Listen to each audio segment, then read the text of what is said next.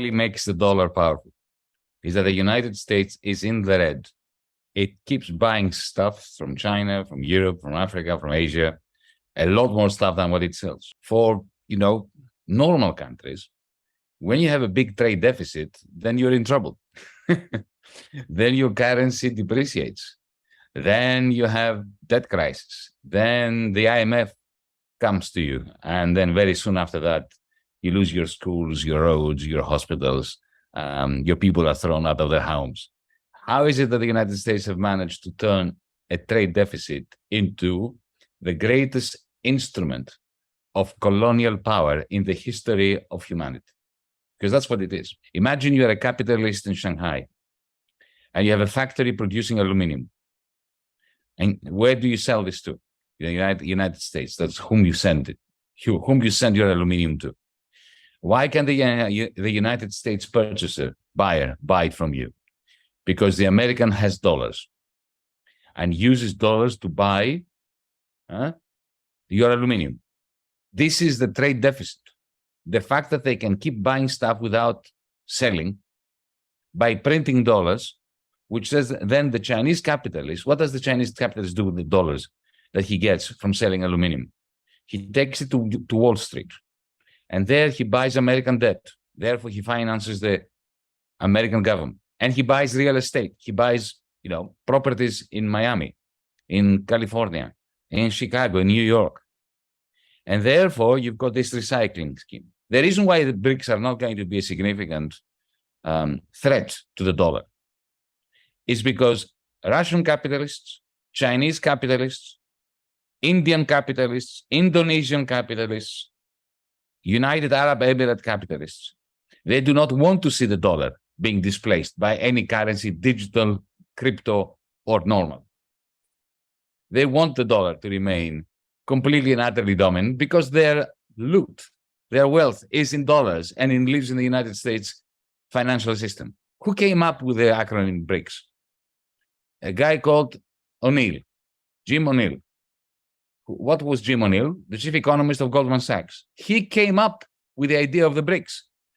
He was making the point that if you are investing money, you forget about the West. You should invest it in countries like Brazil, in Russia, in China.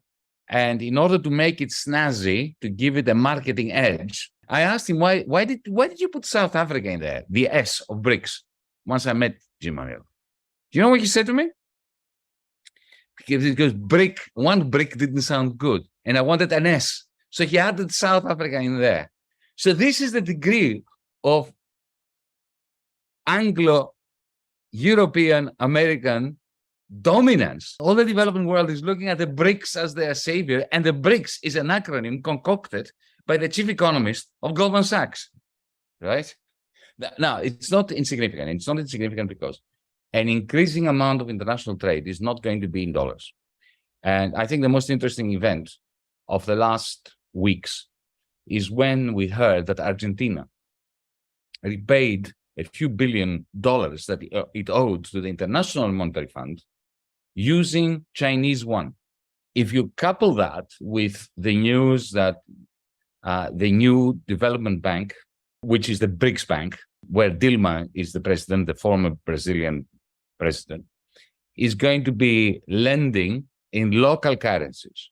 And also there's another outfit of the BRICS, a separate outfit, that is going to try to replace the IMF. So when one country, which is associated with the BRICS, let's say South Africa, or any other country that joins the BRICS in some associative form, when they have a problem with the balance of payments, when they can't repay their bankers in Germany, their bankers in England, their bankers in France, in America, then this BRICS IMF version of the IMF will come in and lend them in local currencies. Now, what does this mean?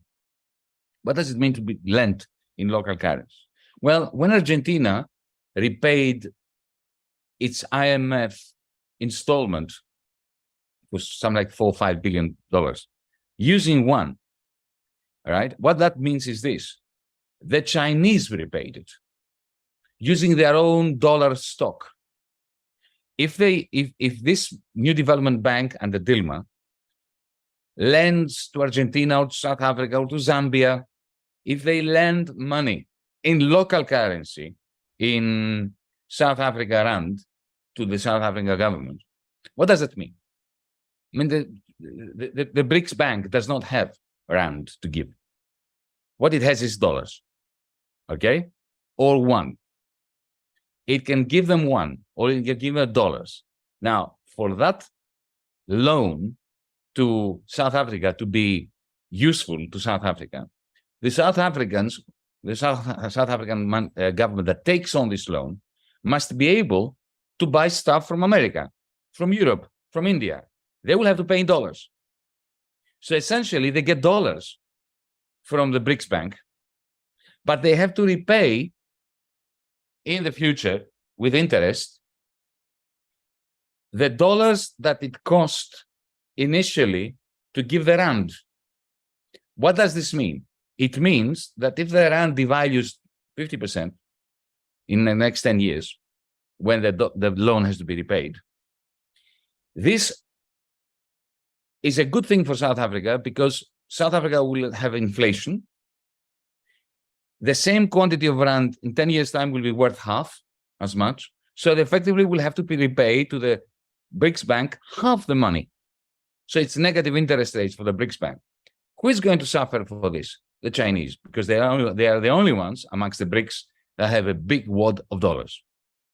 So essentially, the BRICS Bank means that the Chinese are using their stock of dollars in order to lend the countries that take loans from the BRICS Bank and take on itself, Beijing will take on its shoulders the devaluation risk, which now, when an African country borrows, the devaluation risk is its own. It will have to pay for it.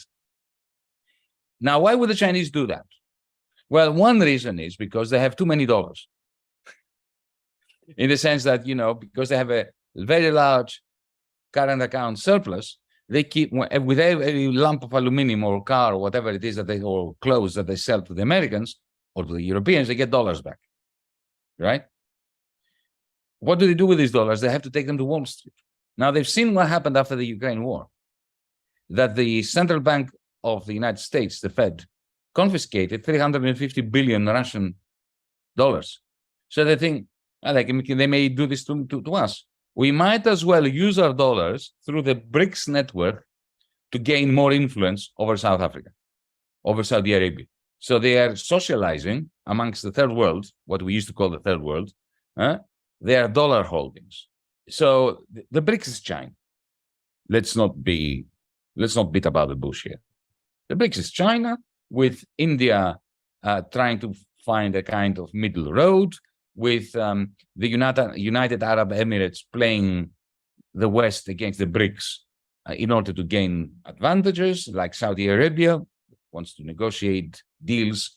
They don't want to get out of the dollar zone, but they want to enhance their relationship with China, with the BRICS, in order to leverage their own bargaining with the United States. This is all very interesting. But leftists, I'm really appalled. Leftists have a tendency to look at the BRICS and say, we are orphans. We in the left are, since 1991, when the Soviet Union collapsed, we've been orphaned. We've been looking at a large power internationally that will look after us, that we will be able to dream that they are our people, that they will defeat the capitalist mammoth, right? Don't make this mistake. That's not what the BRICS is. It's significant. I explained why it is significant, but it is not the new Communist International, the new Socialist International, the new, Humanist International. That's not what it is.